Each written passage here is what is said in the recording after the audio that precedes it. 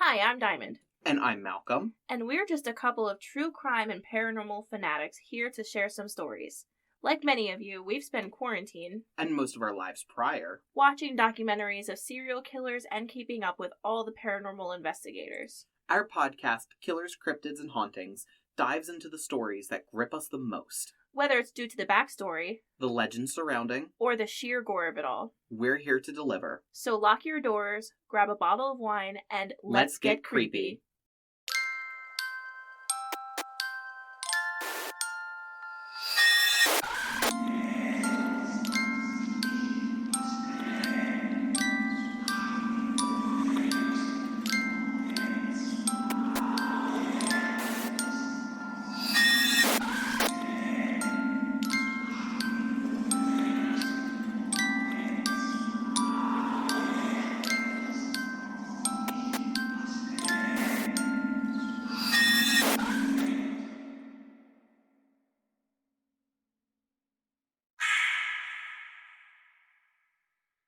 So I had something pretty wild happen to me this weekend. Yeah? Yeah. My friend Natalia came over, and she just broke up with her boyfriend. He was, kind of shitty, and it was pretty toxic the way that it ended. Shit happens. But she was telling us about him, and as she was talking, she brings her hand down on our table, and her ring breaks. It was really weird. Yeah. Weirder part was, it was a hematite ring. Oh boy. Which, for those who don't know, hematite is a grounding stone, and it absorbs negativity and negative energy. And when your hematite ring breaks, it's a sign that it's absorbed too much negativity and can no longer help you on your journey. Fun. But yeah, as soon as her ring broke, we felt this wave of we just felt this instant mood shift. Mm-hmm. And she grabs her broken ring, and she's like, my ring just broke. And we're like, that's weird. She closes her hand around it, and as she squeezes her ring, our entire power goes out in our apartment. Wow, that's crazy. And to get even better, so she hands me the ring and is like, feel it, it's vibrating. I take it and I hold it in my hand, and you can feel it legitimately vibrating. Oh, jeez. She then takes it back, she squeezes it again, and all of our power comes back on. When I tell you that this was the most dramatic and intense mood shift that I've ever felt in my entire life, I wish I was exaggerating. It sent me into a full-on panic attack. No, I know. You told me about it. I was having a panic attack for 2 to 3 hours. Mm-hmm. My boyfriend said it was the most intense thing he'd seen happen to me in a very long time. And it was just so jarring. Natalia ends up getting up and leaving. She's, she can't anymore. She needs to go and change environment, and I totally understand because we just witnessed something. She is about to start a journey. Yeah. And what gets even weirder is when I come over. Is when you came over. So Diamond comes over, and Diamond is forcing me onto a spiritual journey. And it's not even... Okay, you cannot be forced onto a spiritual journey, not by another person, at least. Maybe by events and certain things transpiring, but I am not forcing you on anything. It's just time. That's all. But Diamond's spirit and Diamond's energy came to me, grabbed me by the collar, and said, come here, bitch. So, funny thing, I was on my way home from work, and I had, a long day. I was ready to go home and sleep. I text Malcolm on my way home because I needed to pick something up from his place, and we live really close, so it's not a big deal for me. And when I walk in, I'm like, hey, I think I already know the answer to this, but do you want to go fall decoration shopping at Walmart with me? Which I am a very homebody person. So for me to randomly at 8 o'clock and then after work to be like, do you want to go shopping? Is out of the blue. But something told me, was like, we need to go shopping right now. And we went shopping, we got back, and we were hanging out on the porch, and then all the stuff happened. So Diamond and I were just sitting there on my balcony, sitting in lawn chairs, talking, and we started attracting. Mm-hmm. We started attracting for the podcast. For the podcast. We're talking about how successful it was and how easy we would put together and everything and how enjoyable it would be. And we saw immediate manifestation. Immediate. Like the next conversation. We started talking about the plans for our next episode. This one that we're recording right now, we came up with a couple of ideas for future episodes, which we know you guys are going to be super excited for. We got over this hump that, like, has been kind of in front of us for a minute, and just so effortlessly, it almost threw us off the balcony. To the point where we text one of our mutual friends, and as soon as I sent him that message, we got another like on Instagram. And we checked to see how many likes it was. 33. 33 likes. Repeating numbers. Repeating numbers. So we check and see what time I texted our friend at. 10:33. 3333. Repeating numbers. Now, I've kind of made a decision, and Diamond, let me know how you feel about this decision, but I kind of want to take a little bit of our podcast to kind of almost journal our spiritual experience through everything. Yes. But I think it would be a really great way for me to hold myself accountable for my actions, to actually work on attracting a manifestation. And I think that it would just leave itself to some very interesting conversation points. But yeah, so Diamond's spirit is forcing itself upon me in order to bring me on this spiritual journey. And let me tell you, when we were sitting on that balcony, I felt this, like, wave of heat go through my back, out my chest, and Malcolm felt it grab him. It did. It grabbed me by the neck, like by the collar, and pulled me forward. And it was disgusting. I hated every second about it. I'm so excited. Crazy. Wow. We are up for some stuff here. Well, what do you think about channeling some of that into... Yes, I have been looking forward to this for 10 years. Go ahead. All right, everybody. It's time for everybody's favorite segment. Ride or Die. I am so excited for this reading, Malcolm. I am too. I'm nervous. I know. I have the utmost faith in this reading. I think it's going to be really indicative of our position in the universe. I think it's going to be really insightful. I think it's going to be really hopeful of what's to come. I'm very excited. This is exciting stuff. Yes, it is. Y'all don't understand how fun it is to have a spiritual running buddy, too. When you catch one. I'm talking about you, Malcolm. I caught you.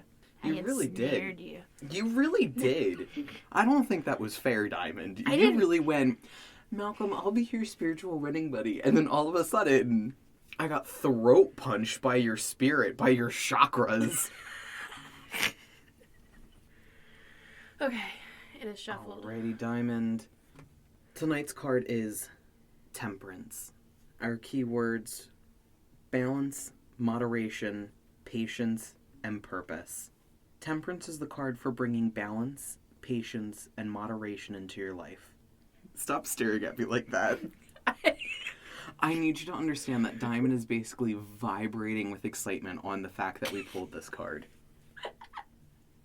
You are being invited to stabilize your energy and allow the life force to flow through you without force of resistance.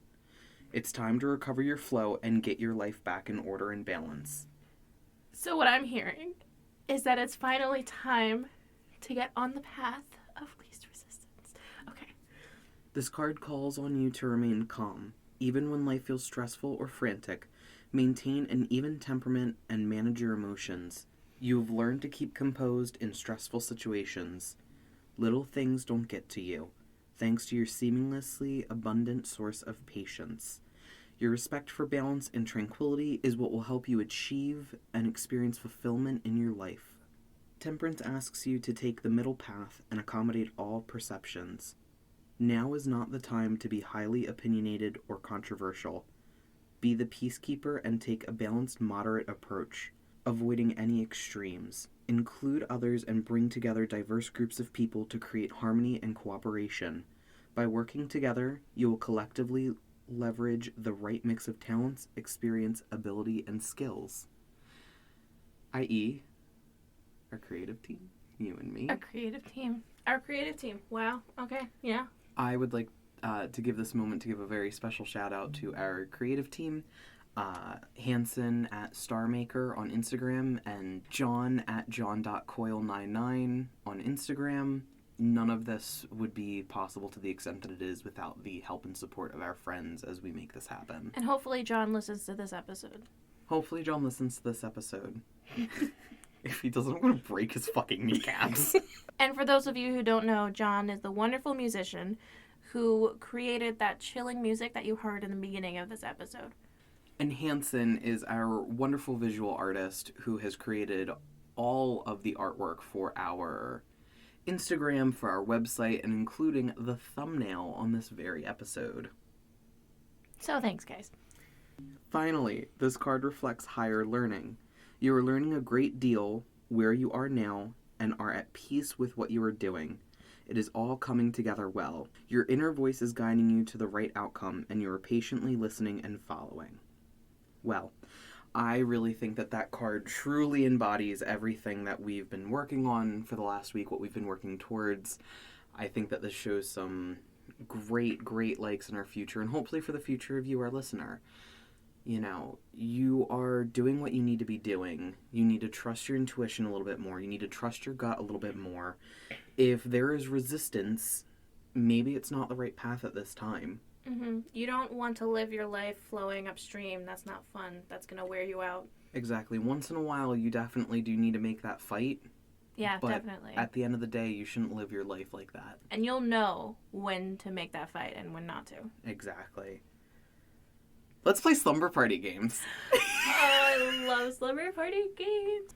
So, we have a little bit of a themed episode for you guys today. We're pretty excited, actually, about it. Yeah, no, we came up with the idea a few days ago based on the stories that we're going to do, and it has to do with slumber parties.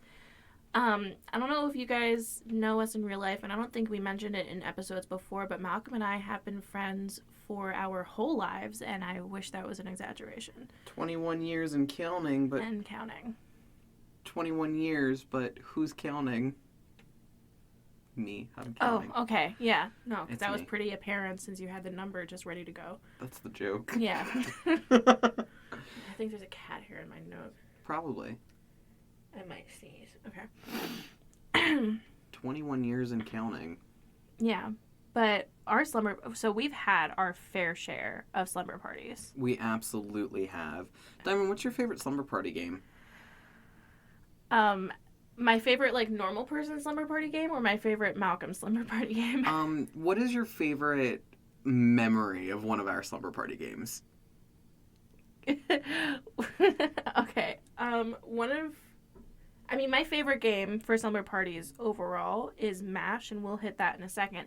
But my favorite memory of our slumber party games is how we would play Monopoly. Oh my god. So and it's Diamond the best way to play Monopoly. Diamond and I had the best version of Monopoly. So what we did was we would grab the box. Yeah. We would open the box. Open it, yeah. We would grab out the board for it and throw it across the room. Yeah, you don't need it. And then we would grab all of the money. All of it. And start throwing it in the air. And rolling on the ground. We would start rolling in the ground, acting like we were Scrooge McDuck, filthy stinking rich. Filthy stinking rich? Filthy stinking rich, rolling around in money. Yeah, that's literally what we did. But other than that, my favorite game to play, like, at slumber parties or just with a couple of friends is MASH. Yeah? You know, when you would choose a few things, like who you would marry, how many kids you would have, what age you'd be or live to, what your salary would be, and what kind of house you would live in. You'd be in a shack. And I'd love it. I know. You'd make that shack into a home. Yeah. You know, the difference between a house and a home is a bowl of peanut M&Ms. You're right. The bowl of peanut M&Ms really ties together the whole place. Yeah, but no, my favorite thing was always talking about, like, my boy crushes and everything. Yeah, Diamond always has the best, like, boy stories. It's... I've the been best getting... is an exaggeration. No, I've been getting really great boy drama stories from you since we were, like, 11. Diamond is a very dramatic person, but it makes for such excellent storytelling. Mm-hmm. That's She'll for sure. have her crush of the week and just be telling me their entire life goals together, and it's beautiful. Is it? Yeah. The way that your imagination runs is crazy. Crazy is an understatement. That's correct. But Yeah, I think that's a really common thing, though, to talk about at slumber parties, Oh, like who absolutely. you're into. Truth or dare? Truth, as always. Do you like anybody? Okay, now Malcolm, you know the answer to that. And the answer is yes. He in fact he's a little older, you know. He was a contestant on one of my favorite shows, The Dating Game. Oh, really? Mm-hmm. Mm-hmm.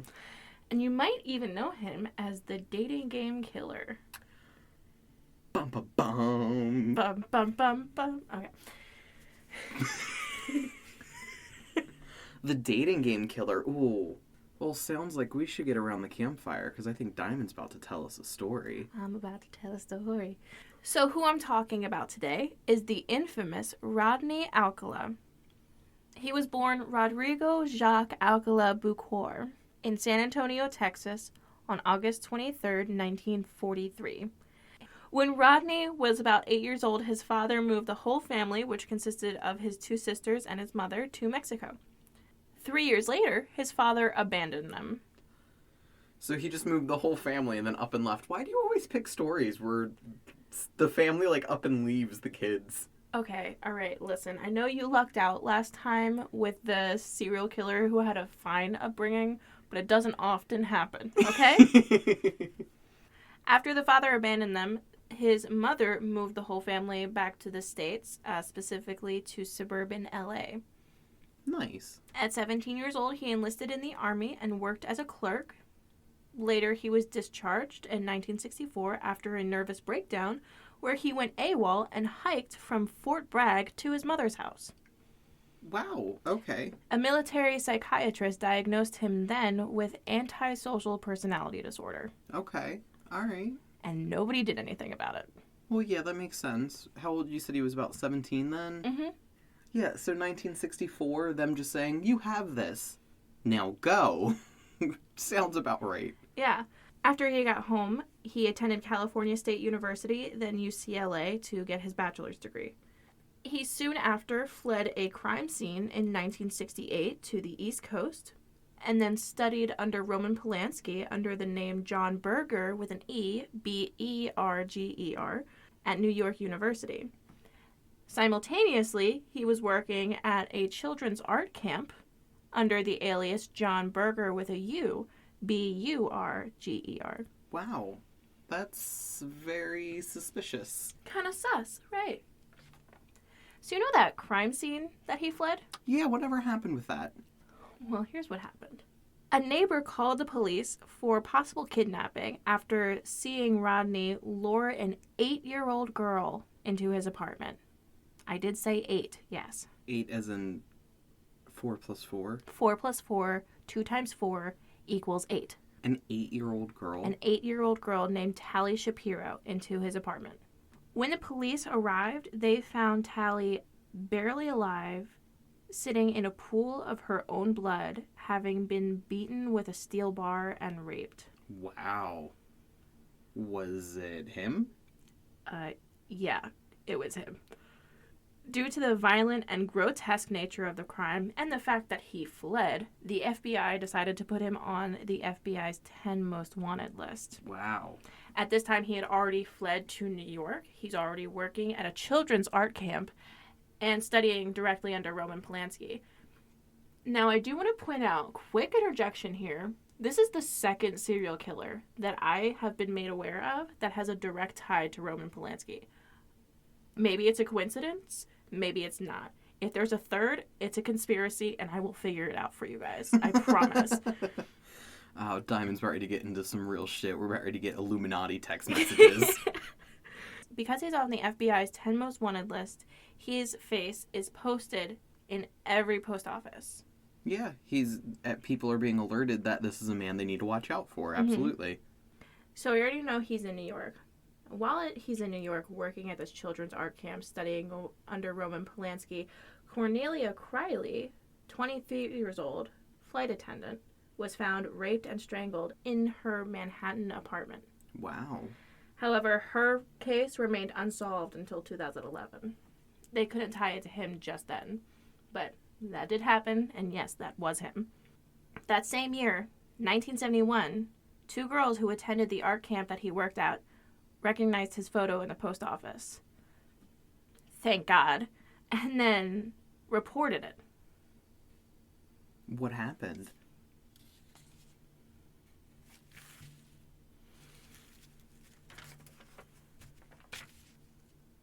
What happened? Police found and arrested Alcala, then extradited him to California to face trial. There's a little bit of an issue here, okay? Because Shapiro's family, Tally Shapiro, the young girl, had already relocated her to Mexico, and her parents refused to make her testify against him. So without their primary witness, there's no case. There's no case. And because of that, Alcala was allowed to plead to a much lesser charge. Because of that, prosecution could not convict Alcala of rape and attempted murder, and he was allowed to plead guilty to a much lesser charge of assault. That's disgusting. Wait till you hear this. Oh my God. What did he do with his newfound freedom, Diamond? Oh, no, he still went to jail. Oh, okay. He still served a sentence. It was assault. You know, he was still put in prison. However, in 1974, only 17 months later, after his sentencing, he was paroled. Okay. Under the indeterminate sentencing program, which allowed parole boards to release prisoners at first sign of rehabilitation. At first sign? At first sign. Wait, whoa. So, yeah, no, I know. That's a terrible program, especially in this case, because 2 months after he was let out, he was arrested for assaulting a 13-year-old. He just couldn't keep it under control. No, he couldn't. He lured 13-year-old Julie J. by convincing her he'd give her a ride to school. So the classic pull up to the side like, hey, kid, you need a ride to school? We have free candy. This is why you don't talk to strangers, folks. This guy is the specific reason why. This is why you have a safe word with your kids. Again, after 2 convicted assaults of minors, he was paroled after 2 years on the same program. That's insane. This program clearly isn't working then. Clearly isn't working then. Obviously. Now get this. This system, man, this whole story was infuriating because this guy gets off again and again and again until it's way too late for way too many people. In 1977, after his second release from prison, his parole officer let Alcala, a violent offender and known flight risk, travel to New York City. Why would you let him travel to New York City? I wish I could go up to this parole officer and ask him why. This doesn't make any sense. It doesn't. It doesn't make any sense. Right. Cold case investigators now think that in the first week he was in New York City, he killed 23-year-old Ellen Jane Hover, the goddaughter of Dean Martin and Sammy Davis Jr., whose remains were found on the grounds of Rockefeller Estate. Wow. Within a week? Within a week. Oh my God. This is clearly a man who how they're giving him signs of rehabilitation is insane to me, because clearly he is not. Clearly he is not a balanced person. No, and he just keeps getting off with his charm and his manipulation powers and everything. In addition to all of that, at this point, there are 2 charges of assault on a minor on his record. He was hired at New York Times as a typesetter. Are you kidding me? I wish I was. Oh my God.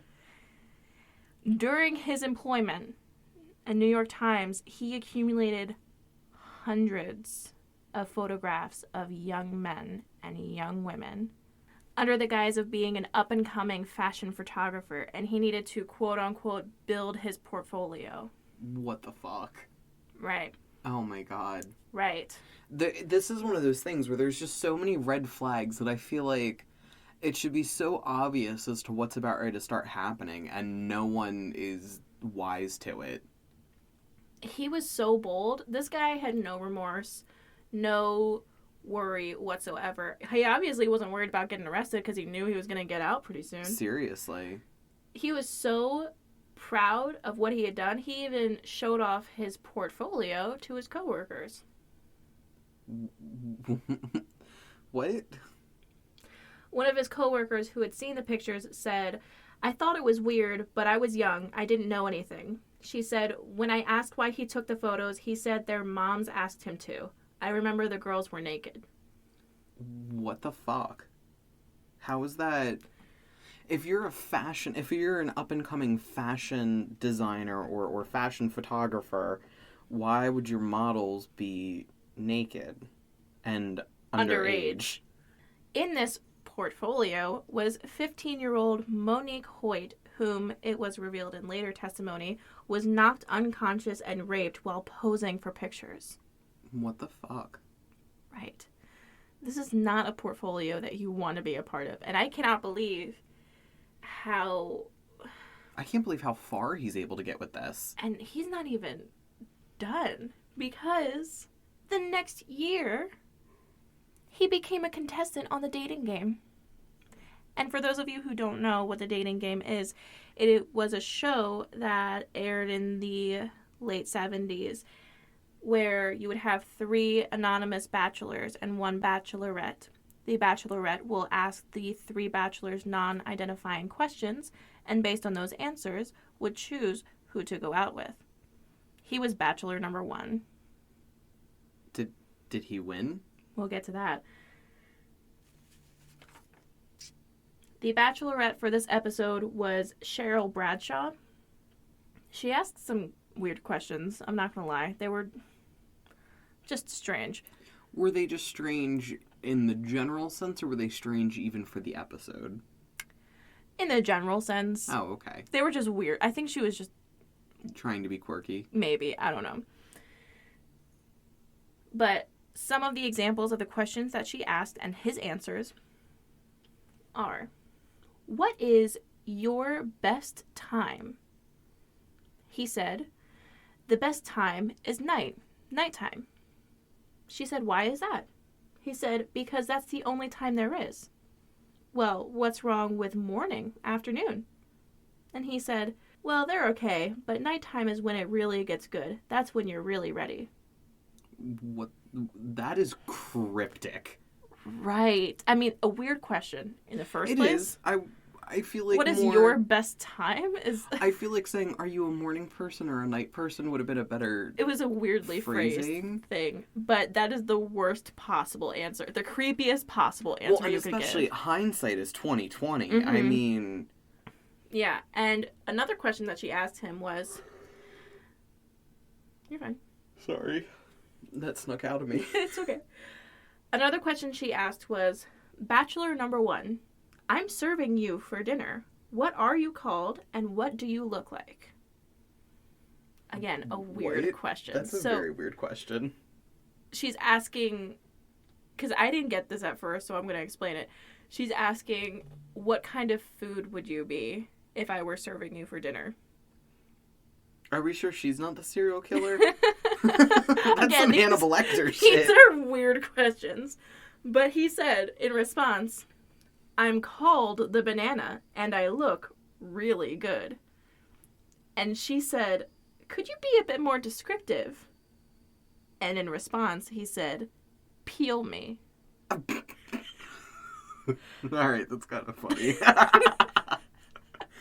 I mean, like I said, hindsight, it's kind of creepy. Like, it's a very, like, weird answer, but, like, that's kind of funny. That's charming. Funny. Yeah. Yeah, he was a really charming guy. So charming, in fact, that he won.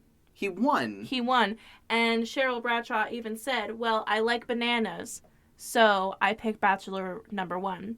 And the date that he won with her was professional tennis lessons with tennis outfits and a trip to Magic Mountain. Pretty great date. Cute, yeah. If you ask Adorable. Me. However, after talking with him backstage for no more than 5 minutes, Cheryl Bradshaw said he's way too creepy. I'm not going on a date with him. Wow. And good for her. because... That's a life-saving move right there. Yeah. And she's not the only one that found him really creepy. The other contestants also thought so. In fact, Jed Mills, who was Bachelor number 2 on that episode, said this about meeting him backstage. He said, "This creep comes up and puts his face practically in my face, and he says, 'I always get the girl.'" That's horrifying. Especially knowing what he does. That's horrifying. That is... Bone-chilling. Yep, that's the word I was looking for. Thank you, Malcolm. So, the fact that he could even get on the show... Did they not do any screening? He has assault records. He has 2 assault charges on minors. Did they not do any background screening? I don't know. Before bringing on a contestant? I have a feeling that whatever intern picked the contestants lost their internship. Like, for real. You really messed up there, bud. So here's where it gets a little dicey. June 20th, 1979. Wait, here's where it gets dicey. Here's where it gets dicey. Okay. Yeah, no, it hasn't been... It's been smooth sailing from here. Oh. I was under the impression that was not smooth sailing. Let me rephrase. Here's where it gets dicey for Rodney Alcala. Gotcha. He finally gets what's coming to him. June 20th, 1979, Robin Samso, 12 years old, disappeared between the beach and her ballet class. Her body was found 12 days later in the Los Angeles foothills. Wow. Samso's friends gave police a description of the man that approached them and asked to take their photograph, and police circulated a sketch.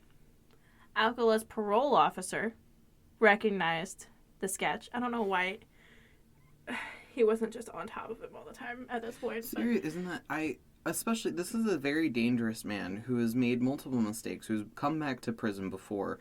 You as his parole officer, how are you not on top of him? Like, how was this able to happen again? Also, is this the same parole officer that let him travel? Seriously. Just go to New York for a few years? Okay. After Alcala's parole officer recognized the sketch, they decided to search Alcala's mother's house where he was staying, supposedly. In her house, they found a receipt for a storage locker in Seattle, Washington. In the storage locker, they found Robin Samso's earrings. Wow. Alcala was promptly arrested in 1979 without bail. In 1980, he was tried, convicted, and sentenced to death. Got what's coming to him, huh? Yeah. So we should be over with the story, right? Yeah. No. Ow. Because the sentence was overturned by California Supreme Court, stay with me, because they weren't informed of his prior sex crimes. What? Why were they not informed of his prior... I don't know. And how is that not indisputable evidence? Oh, man. Oh, my God. It's like stupid mistake after stupid mistake. Right. It is. You understand my frustration here. I'm annoyed. Right. I'm aggravated. Right. This is aggravating. In 1986, he was tried again with the addition of the past criminal history. This time, again, he was convicted and sentenced to death. Perfect. I feel like there's a but coming. So we should be done, right? I feel like there's a but coming. But Ninth Circuit Court of Appeals nullified the second conviction because... For what? Because a witness could not prove that the park ranger who found Samso's body was not hypnotized by police investigators. I'm sorry, what? Hypnotize like hypnotize? Hypnotize like hypnotize. What does that even mean? Like coerced to think. How... This is a man with such a record. Just because he's charming, you're letting him get away with it? Yeah. Oh, God. So while preparing for the third prosecution, in 2003, they started messing around with DNA. That's when DNA really came into play in the crime scenes. And newly found DNA evidence incriminated Alcala on 4 additional murders. Murders? Murders. Jill Barcombe, age 18, a New York runaway, found rolled up like a ball in an LA ravine in 1977. Wow. Originally thought to be a victim of the Hillside Strangler, but DNA evidence proved otherwise. Georgia Wickstead, 27, bludgeoned in her Malibu apartment in 1977. Wow. Charlotte Lamb, age 31, raped, strangled, and left in a laundry room of an El Segundo apartment complex, 1978. He was just going off. And Jill Parenteau, 21, killed in her Burbank apartment in 1979. I feel like before DNA, it was so easy to get away with murder. Apparently. All bodies were found posed in carefully chosen positions. That's all the description that I could find there. That's ominous as fuck. Now, while all of this was resurfacing, Alcala kept himself busy in prison. He wrote and self-published a book called You, the Jury, where he proclaimed his innocence. Alcala also sued the California penal system for a slip-and-fall accident and for refusing to provide a low-fat diet. What the fuck? Like, you're on trial for murder? And aggravated assault. And this is what you're worried about? You're upset because the prison isn't giving you a low-fat meal option? Oh, poor baby. Maybe you shouldn't have committed crime. Maybe you shouldn't have raped and strangled over 100 women. Maybe you shouldn't have committed murder. Oh, baby. So in 2003, after all of that evidence had resurfaced and all of these cold cases were no longer cold, prosecutors moved to join the Samso case with the 4 additional victims. Mm-hmm. And the defense argued that, of course, the jury will convict based on 5 murders proven by DNA evidence. It's not fair. But, so, alright, I feel like this is just a great example of, like, facts versus feelings. Like, right. Just because you're upset that you're going to jail doesn't mean it's not fair. You know that you murdered people. Their actual argument was, with one murder case, you can have, it's like, reasonable doubt. With one murder charge, you'll have reasonable doubt. But with 5 murder charges and the evidence of DNA to prove, you won't have any reasonable doubt, so it's not a fair trial. But like, I'm sorry, if there's you not a did shadow, it, though. If there's not a shadow of a doubt, if you are being proven 100% to have committed a crime, you don't get to say it's not fair that they used math against me. Like, what? You don't get to complain about that kind of a thing. Luckily, the judge ruled in the prosecution's favor in 2006 to merge the cases. What? Thank God. And in 2010, the trial commenced. And it gets kind of funny here. In 2010? Yeah, they take their time. He wasn't He was in prison the whole time. He was, like, contained, at least, but... That's still wild that his case wasn't until 2010. I know. Now, this is probably have been my favorite part of this whole story. Alcala elected to act as his own attorney. You're kidding me.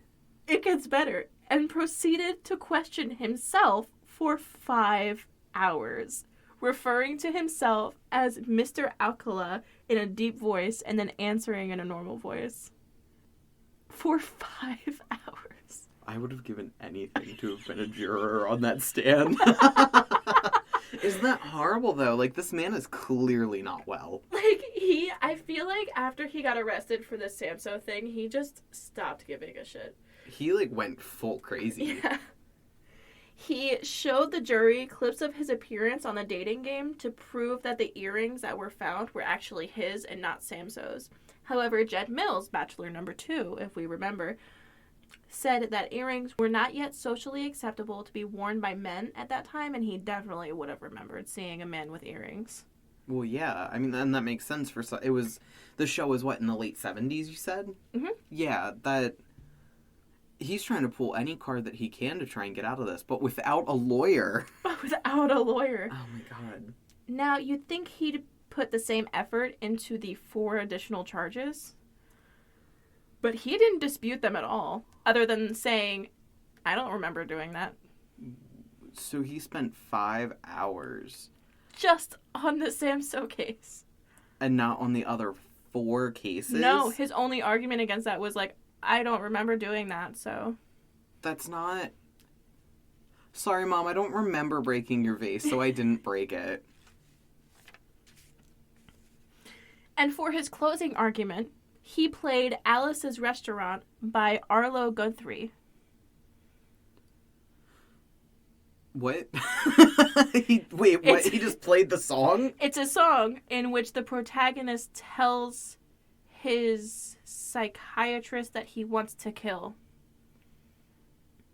And that was his closing argument, was playing a song. A song that is a story about someone telling their therapist that they want to kill.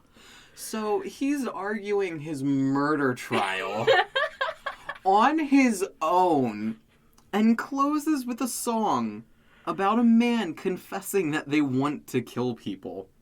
Yes. So he was convicted? After less than 2 days deliberation, the jury convicted him on all 5 accounts of first-degree murder. Excellent. Now, during the sentencing phase, we have someone resurface. Oh?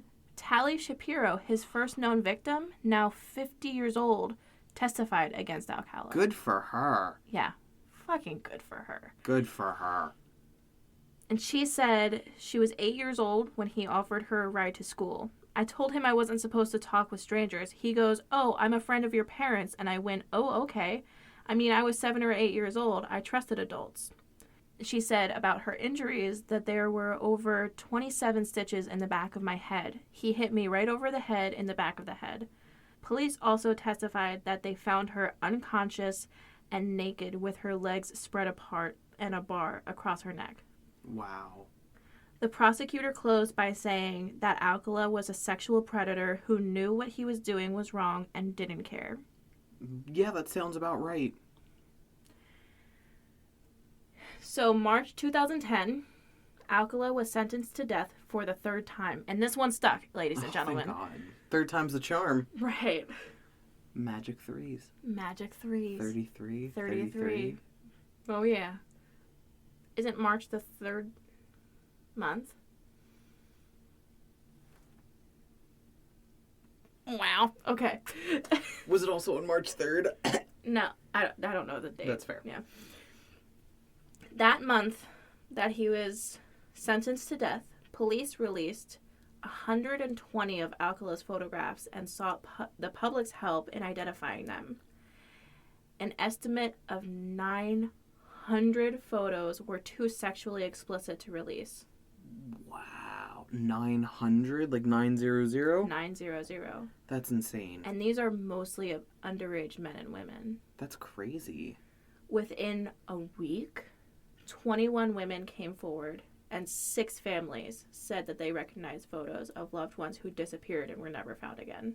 That's insane. However, there was only one photo that was unequivocally connected to an unsolved crime, and that was of Christine Thornton, 28 years old, whose body was found in Wyoming. Wow. In Wyoming? He traveled. Yeah, he did.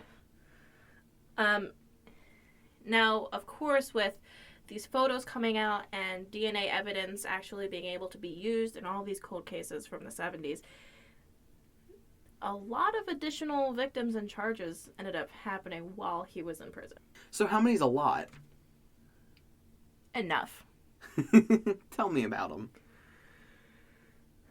So the first one that we're going to talk about, while awaiting his death sentence in California, the Manhattan grand jury indicted him on the murders of Cornelia Criley from 1971 and Ellen Hover from 1977.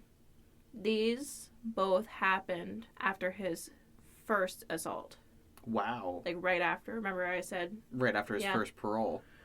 They charged and convicted him, and he was sentenced to 25 to life on January 7th, 2013, only because the death penalty had not been an option in New York since 2007. Wow. He was going to get a double death penalty, but They couldn't give him a death penalty because they didn't have the death penalty anymore. This guy. That's insane. Yeah, I know. And I have 3 more. In 2010, Seattle police named Alcala the person of interest in the murders of Antoinette Whitaker, 13 years old, July 1977, and Joyce Gaunt, 17 years old, from February 1978. So that's 4 more victims confirmed. Mm-hmm. As he's already been tried for 5. Well, if you count the other 2 that he got assault charges on. Wow. He's already been tried for 7, and that's 4 more. We're at 11 right now. Wow. In 2011, San Francisco investigators said that they were confident that Alcala had killed 19-year-old Pamela Jean Lamson, who disappeared after making a trip to Fisherman's Wharf to meet a man who offered to photograph her. Her beaten, naked body was found in Marin County near a hiking trail. Wow. But because there's no usable DNA evidence, there's likely not to be a conviction or trial. Wow. But they're confident that it's Alcala. Yeah. I mean, it fits his motif. It fits everything. In 2016, Alcala was charged with the murder of Christine Thornton, identified from the photographs and DNA evidence, who was 6 months pregnant at the time of her death. Oh my God. But 73-year-old Alcala was too ill to go travel and face trial in Wyoming. So he still was able to get out of another one. His mode of killing was, obviously we know the beating, the strangling, and the rape. But that's not all. He used to toy with his victims, so he would strangle them until they lost consciousness, revive them, and do it again. That's horrifying. And people say that his victim count is over 130 young men and women. That's crazy. I know. That's insane. What an evil man. I know. And I'm not going to lie to you guys. I didn't know a whole lot about him before this episode. I mostly knew him as his namesake, the dating game killer, and the fact that he's compared a lot to Ted Bundy. But I watched the Ted Bundy tapes. He only has 30 victims. This guy is like... Ted Bundy looks like a misdemeanor next to this guy. Seriously. I would say, I think Ted Bundy is a little bit more actual, is a little bit more actually successful. This guy was getting away on, like, technicalities. This guy was getting away on people being too lazy to do their job, or he was getting away on stupid things that should have never slid. I know, for so long. For decades. For decades. If he was just rightfully convicted on that first assault against Tally Shapiro. Actually, if he had just been helped after being diagnosed out of the military, so many lives would have been spared. So many lives. And that just goes to show that, like, you need to take care of yourself when you're having mental health episodes. Definitely. Definitely. Yeah, like you, I only knew him as the dating game killer. Yeah. I never thought that such a sinister story would come from such a fun game. Yeah, seriously. It gives game night a whole different vibe to it, doesn't it? Definitely. It does. Definitely it does. But honestly, when it comes to game night, I got a bone to pick. Yeah. With that. I love game nights, but I don't like hanging out in huge groups of people. Yeah.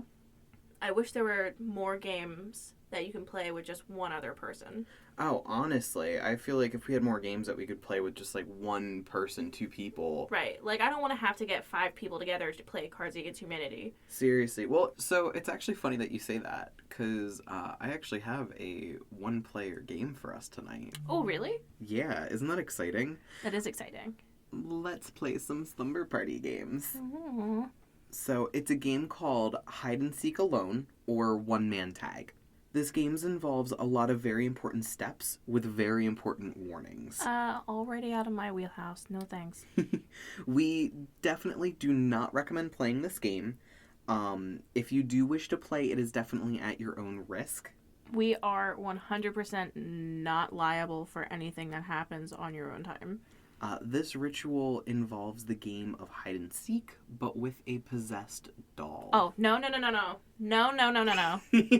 Listen to me. I've seen Chucky, all right? I've seen Annabelle. I've seen The Boy. I know about Robert. Why the fuck are we possessing dolls now? Listen, possessing a doll on a scale of 1 to 10 for bad ideas is like a 12. It's like a 20. It's like a 2020 bad idea. Oh, so it's perfect for this year. Great. Just a general warning. If you do not follow all of these steps to the T, it is very possible for you to become possessed or worse. So in other news, don't play is what I'm hearing. Just don't play. Yeah, absolutely. Pets also can be very heavily affected by spirits. Some accounts of players even say that their animals weren't ever the same after playing. It might be best to let Fido out for the night. Oh, no. See, here's where I really draw the line, all right? Possess me all you want, but if you hurt my Bubba, if you hurt Kevin, my beloved, you don't even want to know what's going to happen to you. We got a tiger mom. This is an old Japanese game. Unfortunately, I don't speak Japanese. For tonight's episode, we will be using the closest English translation for all of the steps. That being said, there is some inaccuracy in our rules, so not that we're suggesting you play this game. Do not play this game. But if you were to play this game, please make sure to do your own research before you play. But also, don't play. We're not saying to play, but don't be a dumbass is basically all that we're saying. We're in fact saying the opposite. Do not play. Are you ready, Diamond? Yeah. Because we're going to play a game. Oh, God. Okay. For this game, there are some tools that you will need to have ready. There's also some prep work that needs to be done before you can start playing. You will need a stuffed doll with limbs. Do not use a human-like doll, as it can be harder to remove the spirit. Oh, great. Yeah, fun. A teddy bear is the most recommended. Rice. You need enough to restuff your doll. Does it specify what kind of rice? It does not specify. So I could use jasmine, long grain, whatever kind of rice? Whatever. Okay. That is important to note. Something from your body. Most commonly, people use their fingernails, their hair, or even some people use blood. Whoa. Okay. Hold up. Listen, okay, I've been on Witch Talk for a minute. This is sounding dangerously close to blood magic here. I mean, there's definitely an element of that at play. An element? Anything spiritual. I mean, we're trying to conjure a spirit and have it possess a doll. I am... Nope. It's important to say that you should never use someone else's body parts. You shouldn't use your own. The game will not work correctly.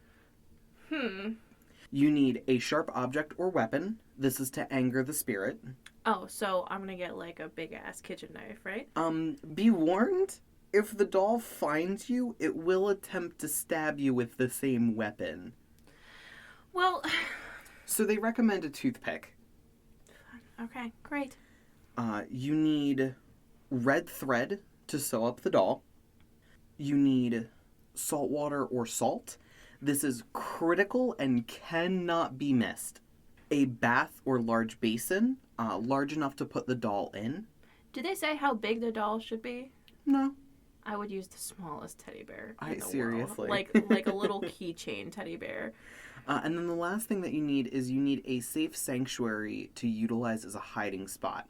So if you have any statues or holy symbols, it's best to have them in this room. They also recommend incense cleansing isn't a horrible idea either. You know what's also not a horrible idea? Not play. Yeah, just don't play. Now, here are some rules and warnings for when you play this game. You mean like not playing the game? Okay. Correct. For when you play this game. Do not play this game for more than 2 hours. I think there was a few extra words at the tail end of that. Just don't play the game. The spirit in the doll will become harder to remove the longer that it's in the doll. Great. Do not turn around when heading into your hiding spot. You may see something you'd wish you hadn't. I wish I hadn't heard this in general. Do not play when someone else is in the house. You could get them hurt. Do not play with more than one person. The game is intended for one person and one person only. The game is instructed to be played at 3 a.m. sharp. 3 a.m. is when spirits are most active. However, many versions of the game say that 12 a.m. is fine. Oh, well, that's good, I guess.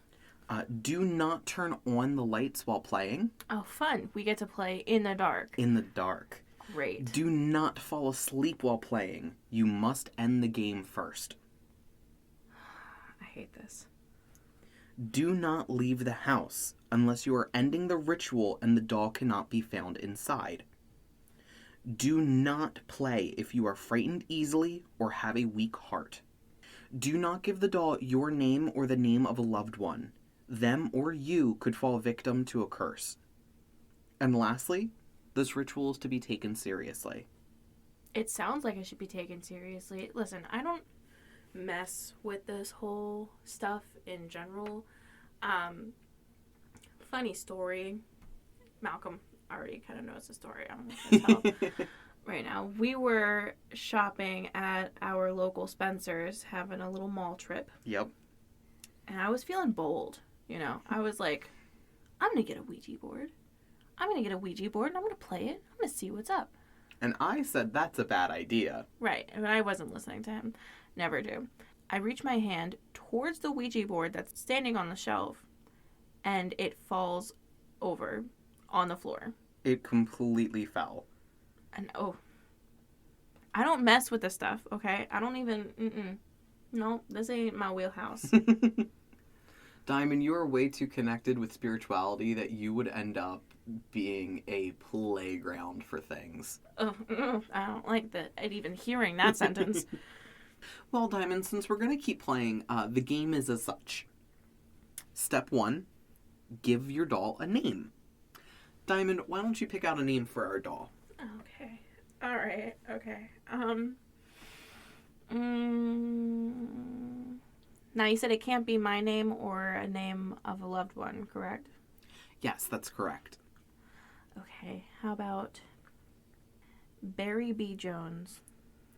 Perfect. Barry it is then. So, step 2, you will cut open Barry. You will take out all of the stuffing, and we will be replacing that stuffing with our rice and a piece from your body. Step 3, you are going to sew the doll back together with our red thread, wrapping any remaining thread around the doll.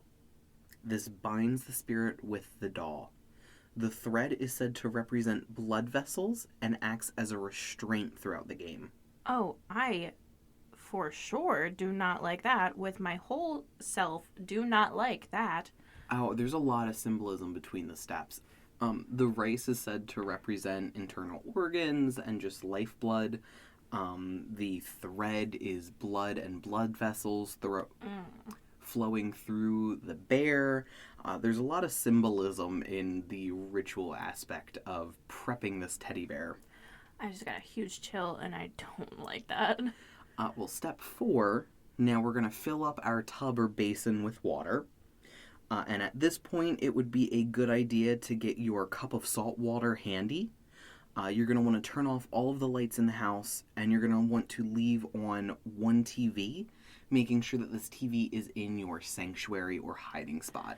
What the fuck, man? Like, I feel like this is reminding me so much, almost too much, of things in, like, pop culture. Like, first we have the possessed doll, which is found so often. I mean, Chucky, Annabelle, the boy. Those are the only 3 that I can come up with, but so many more. Toy Story. And then we have hide and seek with Hide and Seek, the fucking movie Hide and Seek. And we have the TV, which is just screaming Ring vibes. Oh, so it gets better. The TV is actually going to be used to help you find the location of the spirit later. I don't like this. Go on. Step 5, wait until 3 a.m. Sharp. So what's the point of starting at 12 if you have to wait until 3? Because some versions of the game say that you don't need to wait until 3 a.m. sharp, but that's the witching hour, so a lot of people say that you should wait until 3 a.m. For sharp. the best results, I guess. Exactly. For the best results to get closer and closer to death and possession, wait until 3 a.m. sharp. Okay. Now 3 a.m. hits, and what you are going to do is you are going to grab your doll and take it into the bathroom. You are going to start by saying first tagger is, and then your name. You're going to say that 3 times in a stern voice with your eyes closed. Diamond? Okay, I'm saying it. All right. First tagger is Diamond. First tagger is Diamond. First tagger is Diamond. Perfect. Now you're going to place the doll in the bath and walk away. Do not turn around. You might see the spirit possessing the doll. If you turn around and make eye contact with the spirit may turn its attention to you and begin to try to possess you. Start to count slowly from 1 to 10 and return to your hiding spot. Once you reach 10, you may enter the bathroom again. Approach the tub and say, "I found you, Barry." You will then stab the doll with your weapon and leave it in the doll. Close your eyes and repeat 3 times, "Now Barry is it." I don't like repeating these steps, but I'm going to do it for you guys. Now Barry is it. Now Barry is it. Now Barry is it. Take the doll out of the bath and place it on the counter. Before leaving the bathroom, pour some of the salt water into your mouth. It is important that you do not swallow the salt water. Keep it in your mouth. Bring the cup of salt water with you. Do not use all of the salt water. You will need it to end the game. The salt water is protecting you from the spirit. So, does it say how much salt water? Like, do I have to fill my whole mouth with salt water, or just like a little bit? It doesn't say. I'm assuming just a little bit, so that way you have salt in you. Yeah. Salt is known to be a deterrent for malicious spirits. Fair enough, yeah. And once you have that salt water in your mouth, you are safe to go into your hiding spot. If you spit out the salt water or return to your hiding spot without it, you may encounter something wandering around your house. This is where the TV comes into play. Is this thing wandering around the house, is that Barry or is that something else? Doesn't say. Oh, cool. So it could possibly just be another. It very much so could, or it could be Barry, or it could be the spirit that has possessed the doll roaming beyond its vessel. You can use the TV, though, to see if something is wandering. The channel might change, the screen may flicker, the volume may change. You're going to want to watch for any of these warning signs as you're hiding in your sanctuary. Some recommendations for while you hide. Keep your windows and doors unlocked in case of emergency. If you have friends outside, they can try to assist you. Keep a cell phone on you, on silent, with the brightness turned all the way down. Keep the salt water in your mouth. No matter what, do not try to swallow it or spit it out. And finally, remain as silent as possible. Any noise could alert the doll as to where you are. Now then, it is important to note that if or when the doll finds you, it will attempt to stab you with your sharp object and try to possess you. This is why a toothpick is most commonly recommended. Okay, alright. Okay, alright. So the goal of the game is hide and seek. You utilize the salt water, you utilize your holy symbols and cleansing and the sanctuary to try and hide your spirit from the demon. Yeah. Oh, man. See, I'm not a gambling kind of person. And that seems like too much to gamble. It seems like high risk, low reward. Yeah. What do you get from this? What does one get out of this? Achievement. Personal achievement. Great. If you're doing it off of a dare, you get the words from your friends. All right, cool. So what I'm hearing is that I'm risking my life, my spirit, and my soul for bragging rights. And your cat. And my cat. I wouldn't... No. So the objective of the game is for you to stay hidden, and for the doll's objective is to try and possess you. Your goal is to win the game and stay alive. Now then. That's my goal normally, is just to stay alive. Now then. You've been hiding for almost 2 hours. The doll has yet to find you. It is time to end the game. The ending ritual begins. You are going to first leave your hiding spot and find the doll.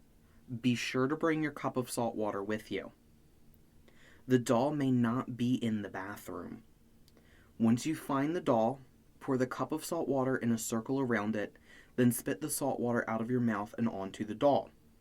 Close your eyes and shout, "I win, I win, I win." The doll will give up and the game ends.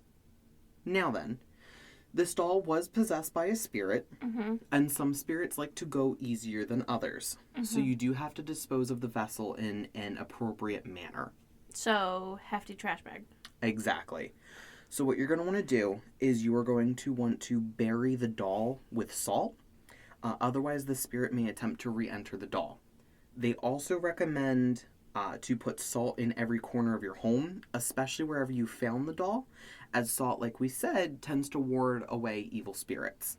So what do you say, Diamond? We playing tonight? No. First of all, we couldn't even play because it's a one-person game. Can't play with more than one person. You said that you wanted more one-person, 1 to 2 people games. I meant like MASH or like a 2-person Cards Against Humanity. Well, you should have been more specific about that. How was I supposed to know that? Because I said MASH and Cards Against Humanity. But I was just trying to bring you an entertaining, fun story. I was just trying to bring you a fun new game for us to play. This was terrifying. Well, I don't think it was that terrifying. What do you guys think? Is this a game that you would play? Please don't say yes.